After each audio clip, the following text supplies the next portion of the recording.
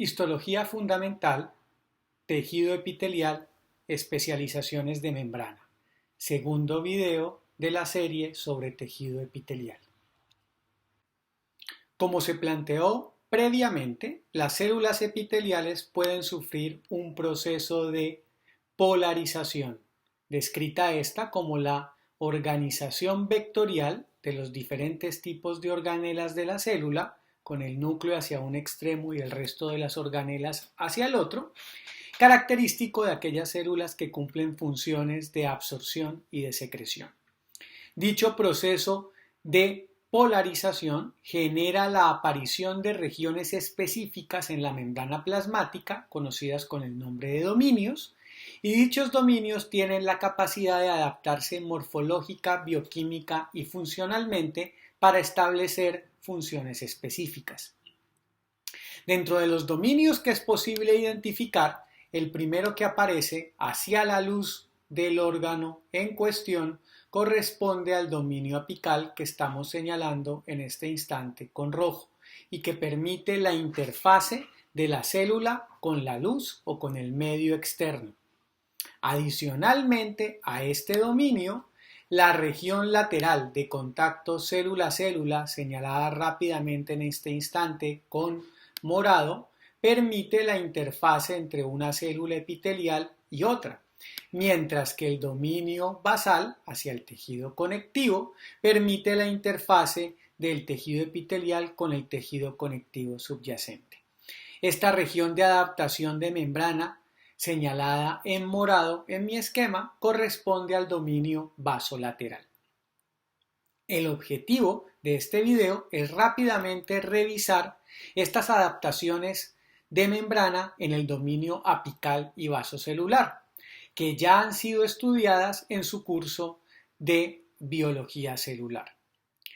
Recuerden que es muy importante hacer lectura de la bibliografía sugerida en su programa académico para poder recordar los conceptos de biología celular, bioquímica y metabolismo que ustedes ya deben dominar en el desarrollo de este curso. Si se evalúa el componente del dominio apical, es posible encontrar hacia la luz de ese órgano revestido por células epiteliales tres tipos de adaptaciones en la membrana conocidas con el nombre de cilios, microvellosidades y estereocilios. Estas, constituidas por diferentes tipos de moléculas, cumplen funciones específicas para interactuar con el medio externo y permitir la función específica de la célula epitelial. La primera especialización apical corresponde a los cilios, que son especializaciones móviles de la membrana plasmática hacia la luz que tienen la capacidad de generar propulsión de sustancias que se encuentran hacia dicha superficie apical. Esto se realiza gracias a que la ultraestructura de los cilios presenta un axonema, un sistema de 9 diadas, 9 pares de túbulos, un túbulo A y un túbulo B, alrededor de dos túbulos centrales, que ustedes encontrarán en la literatura como un sistema de microtúbulos 9+2. Este sistema de microtúbulos 9+2 se caracteriza por presentar una proteína que une un microtúbulo A con un microtúbulo B de otra diada diferente. Esa proteína, conocida con el nombre de dineína, tiene la actividad de ATPasa y en el momento en que rompe el ATP permite la rotación de los diferentes brazos estableciendo contacto entre los dos pares de microtúbulos y permitiendo el movimiento del cilio en un movimiento flagelar de látigo hacia una de las superficies. Este movimiento flagelar o el látigo es el que permite la propulsión o el movimiento de sustancias hacia la luz que habíamos planteado en la diapositiva anterior. Por lo tanto, la estructura básica de los cilios se da a través de la presencia de un axonema de estructura 9+2 apoyada sobre una estructura de túbulos conocida con el nombre de cuerpo basal, y que estructuralmente se asemeja a un centriol. Estos cilios son extremadamente abundantes en el cuerpo humano a nivel del tracto respiratorio, específicamente en la vía aérea superior, y adicionalmente en la vía genital femenina, en el oviducto, donde tienen la capacidad de permitir la propulsión de óvulos y de espermatozoides. Si observamos esta microfotografía electrónica, podemos identificar en un corte longitudinal un cilio apoyado en un cuerpo basal que no es más que un centriolo, y si se realiza un corte transversal podemos ver el sistema de túbulos 9+2, también denominado axonema, que permite el movimiento a través de la dineína.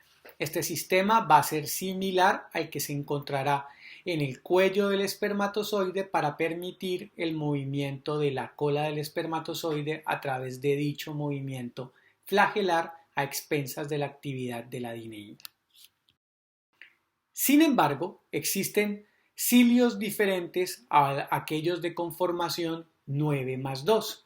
Uno de estos cilios es lo que se conoce con el nombre de cilio primario. Si ustedes observan la gráfica que vemos en este momento, hablamos en realidad de un de un cilio que presenta organización 9+0. No presenta dos túbulos centrales. Por lo tanto, estos cilios se caracterizan por no presentar movimiento, gracias a que su estructura molecular es distinta. No tiene un axonema 9+2, presenta un axonema 9+0. Y es abundante en diferentes tipos de células. Se puede encontrar en algunos fibroblastos, es posible encontrarlos en células adiposas, se puede encontrar en células epiteliales de la vía urinaria, es posible encontrarlas en células epiteliales de los corpúsculos gustativos o del epitelio olfatorio. La gran mayoría de estas adaptaciones de cilios primarios se presentan en células que tienen como función captar señales extracelulares que pueden ser de naturaleza física o bioquímica. Por lo tanto, a diferencia de los cilios 9+2, los cilios primarios o cilios 9+0 actúan como receptores tanto de naturaleza química como de naturaleza mecánica. El segundo tipo de especialización que podemos identificar corresponde a las microvellosidades, prolongaciones de membrana de menor tamaño a los cilios, que se expresan a lo largo de la superficie apical de las células y que permiten aumentar el área de interacción de la célula con el medio externo. Son especialmente abundantes en células que cumplen funciones de absorción o en aquellas que presentan procesos activos de secreción. Esto porque el aumento de la superficie o de área de contacto con el medio externo facilita el intercambio de sustancias. Como lo pueden identificar en esta microfotografía electrónica de transmisión, las microvellosidades presentan una estructura similar a la de un cepillo visto en un corte lateral, de tal manera que es posible que la encuentren en la literatura descrita con el nombre de chapa estriada o de borde en cepillo. Si observamos con detalle una microvellosidad vista al microscopio electrónico para facilitar la observación de su estructura, podemos ver cómo en la proximidad de esa membrana que se expande hacia el medio externo, encontraremos un sistema muy bien desarrollado de vesículas que establecen el proceso de exocitosis y de endocitosis asociado a los mecanismos de función celular implicados en la presencia de esta especialización, esto es, absorción y secreción. Desde el punto de vista estructural, las microvellosidades corresponden a prolongaciones de la membrana plasmática fundamentalmente estructuradas en un esqueleto de miosina y de actina. Un esqueleto de miosina y actina que crece gracias a la presencia de una proteína identificada con el nombre de billina que permite establecer dónde se establece la microvellosidad. Adicionalmente a la presencia de miosina y de actina, la estructura de las microvellosidades presenta fascina, fimbrina y espina, permitiendo el crecimiento gradual o la disminución de la longitud de la misma dependiendo de la función. Vale la pena entonces enfatizar la diferencia desde el punto de vista molecular entre un cilio y una microvellosidad. Sería útil que antes de ingresar a su clase se hicieran esa pregunta y la respondieran rápidamente en su cuaderno o en su libro de texto. ¿Qué ocurre con las microvellosidades cuando las observamos al microscopio de luz?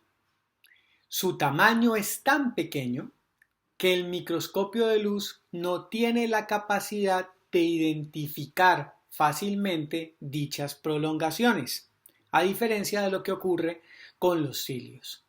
Por lo tanto, cuando buscamos microvellosidades, nos aprovecharemos de un efecto óptico que ocurre gracias a las glicoproteínas que hay en la proximidad de la membrana plasmática de la microvellosidad.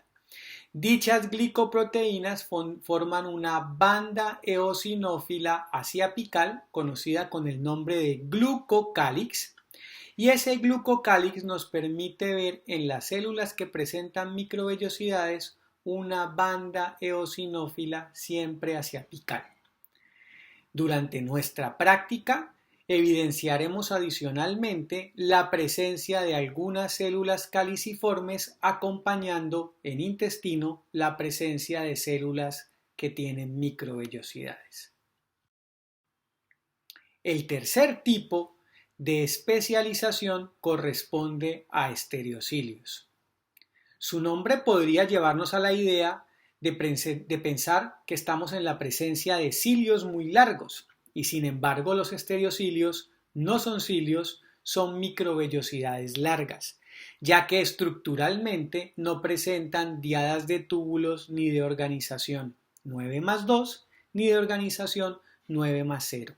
Los estereocilios presentan un esqueleto formado por actina y miosina, como ocurre con las microvellosidades, y por lo tanto son incapaces de generar movimiento por sí mismas. Se mueven gracias a que el medio alrededor de ellos, de naturaleza acuosa, genera movimiento. Y son muy bien desarrolladas en el tracto genital masculino, específicamente a nivel del epidídimo. Desde el punto de vista estructural, un estereocilio se parece a una microvellosidad. Sin embargo, presentan dos diferencias moleculares específicas. Primero, las microvellosidades presentaban una proteína llamada villina que indicaba dónde crecía la vellosidad. Esta se encuentra ausente en los estereocilios. Como contraparte, los estereocilios presentan una mayor cantidad de proteína exrina ubicada a nivel de su estructura esquelética central, esto es en asocio con la miosina y con la actina.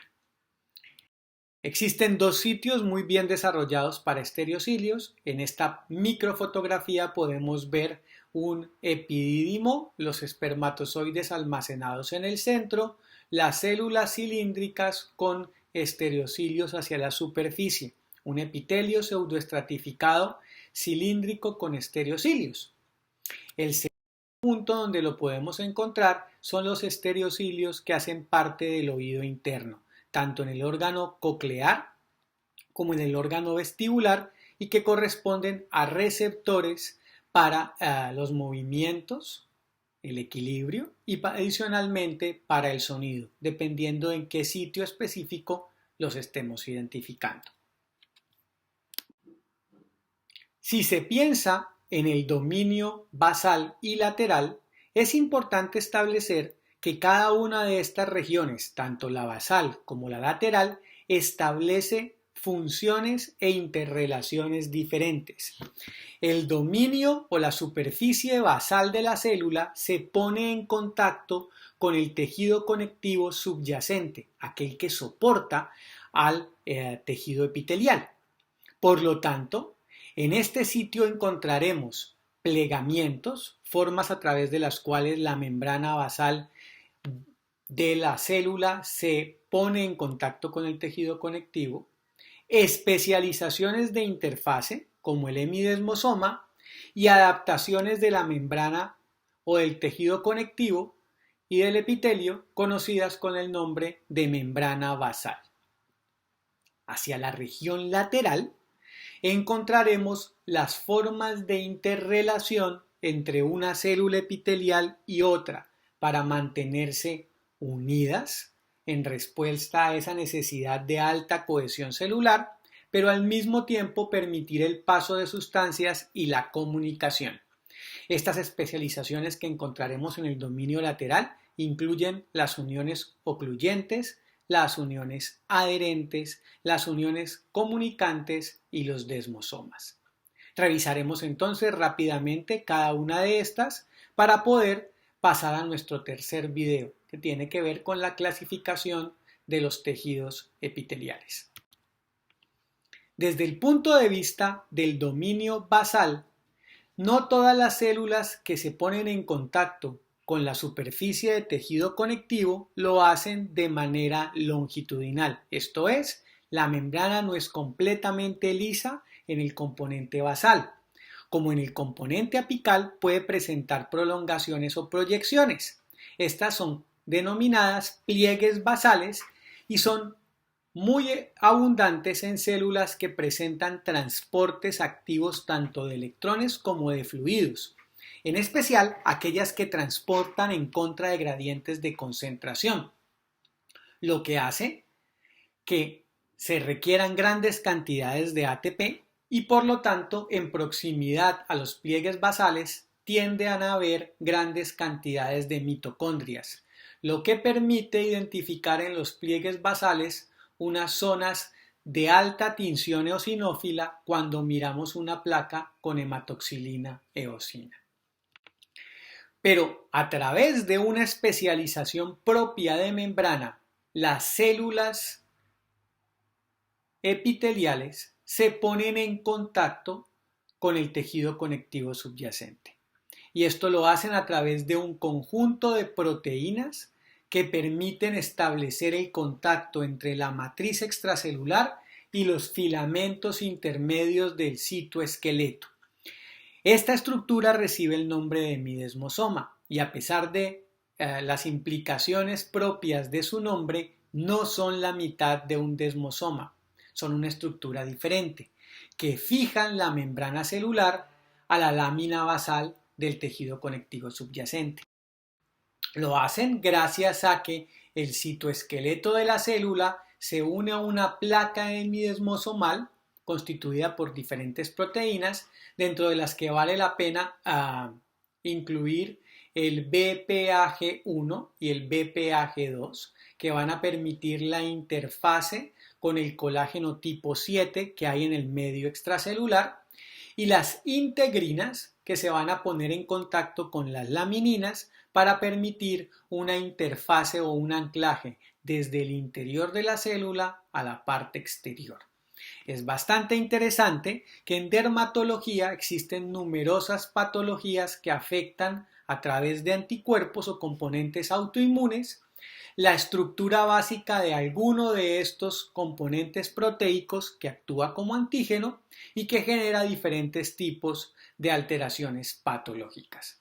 El anclaje entonces de la célula al tejido conectivo subyacente depende fundamentalmente de la integridad del hemidesmosoma.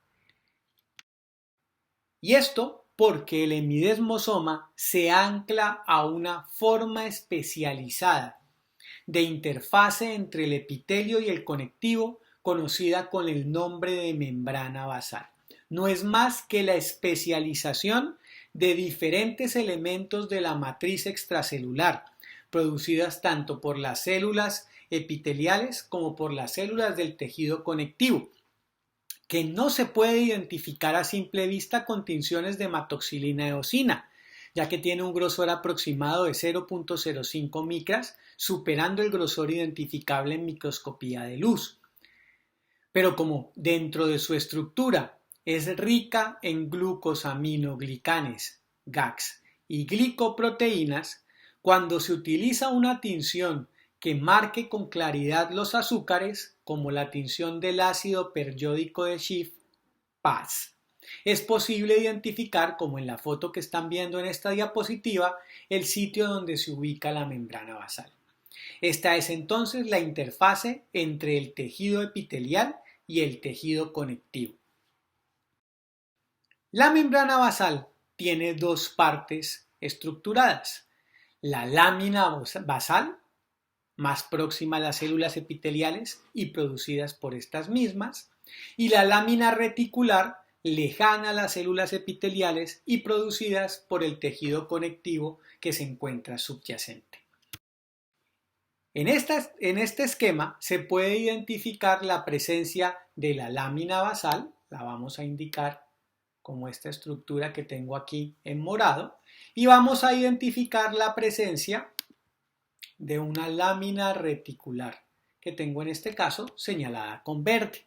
La primera en morado producida por las células epiteliales, la segunda en verde producida por las células del tejido conectivo. Sin embargo, cuando se observa con microscopía electrónica, la lámina basal presenta dos regiones, una más clara, llamada lámina lúcida, y una más oscura, denominada lámina densa. Los estudios estructurales han demostrado que cada una de estas regiones contiene estructuras moleculares diferentes. Sin embargo, para algunos autores, estas dos zonas, una más clara y una más oscura, no son más que artificios de fijación debidas a la presencia de glutaraldehído en la preparación para microscopía electrónica de transmisión. Sin embargo, la lámina lúcida se caracteriza por presentar componentes glicoproteicos como las integrinas, la laminina y las entactinas, mientras en la lámina densa, también asociada al tejido epitelial, vamos a encontrar proteoglicanes y glicoproteínas como el perlecan, la fibronectina y estructuras proteicas como el colágeno tipo 3, de tal manera que la unión entre la lámina lúcida y la lámina densa va a formar una malla tridimensional, esquematizada en la foto que observan ustedes en la izquierda, para permitir esa zona de intercambio y de anclaje entre las diferentes estructuras proteicas celulares, tanto del componente epitelial como del tejido conectivo. Esta gran malla permite entonces que la membrana basal funcione como un filtro molecular, un sostén flexible y dirige la migración celular a lo largo de la superficie durante los procesos de embriogénesis y durante los procesos de reparación tisular. Por último, hemos querido colocar a la membrana basal como una guía para clasificar el epitelio en nuestro próximo video, porque es a expensas del sitio donde identificamos la presencia de nuestra membrana basal, donde planteamos que nuestros epitelios se pueden clasificar dependiendo del número de capas. Cuando pensamos en el dominio lateral, es posible encontrar que a partir de la unión íntima entre la célula en el dominio apical y la aparición del dominio lateral, se pueden encontrar 4 tipos de especializaciones diferentes: las zonas ocluyentes o uniones estrechas, señaladas en este momento con la flecha verde; las zonas adherentes, señaladas con la flecha azul; los desmosomas, señalados con la flecha roja; y con la flecha negra, las uniones comunicantes, que ustedes también estudiaron con el nombre de uniones tipo gap. Cada una les brinda una función diferente a las células epiteliales. Pero si observan el esquema, se darán cuenta que la interfaz entre una célula epitelial y otra se puede dar a través de la presencia o aparición de zonas de pliegue, como aquellas que vimos en la región basal o que denominamos microvellosidades en la región apical. Estas corresponden a la primera especialización que encontramos en el dominio lateral. Los pliegues laterales, que son prolongaciones laterales de membrana que aumentan la superficie celular y que son muy abundantes en células que tienen capacidad de absorción, como podrían ser las células intestinales. Sin embargo, los pliegues laterales solo se pueden observar a través de microscopía electrónica. Por lo tanto, revisaremos los otros tipos de especialización, su composición química y sobre todo la función a la cual se asocian. La primera de ellas es la unión estrecha, zona ocluyente, zonula occludens o en inglés tight junction. Estas uniones estrechas se encuentran normalmente por debajo de la superficie laminar, en ese sitio donde se establece el límite entre lo que es apical y lo que es lateral. Y ellas establecen una barrera de difusión, una barrera que impide que las sustancias pasen por el espacio entre célula y célula, que se conoce con el nombre de vía paracelular, y por lo tanto controla el transporte o el paso de sustancias por este espacio.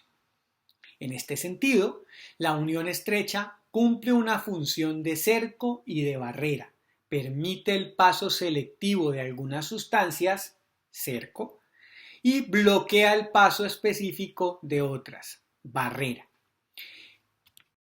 Estructuralmente, una unión estrecha está dada por la unión de proteínas transmembrana de una célula a su célula adyacente, que incluyen claudinas y ocludinas, y proteínas de adhesión molecular como las proteínas YAM, que se anclan a una placa intracelular constituida por proteínas de zona occludens, ZO1, ZO2 o ZO3, que se van a amarrar o anclar directamente al citoesqueleto de actina, permitiendo una interfase entre el citoesqueleto de una célula y el citoesqueleto de la otra.